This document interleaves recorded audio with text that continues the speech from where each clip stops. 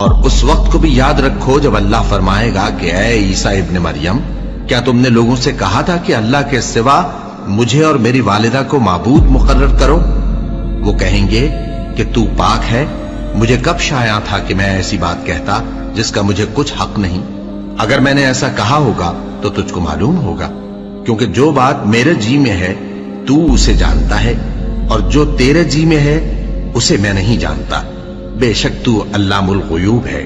میں نے ان سے کچھ نہیں کہا بجز اس کے جس کا تو نے مجھے حکم دیا، وہ یہ کہ تم اللہ کی عبادت کرو جو میرا اور تمہارا سب کا پروردگار ہے، اور جب تک میں ان میں رہا ان کے حالات کی خبر رکھتا رہا۔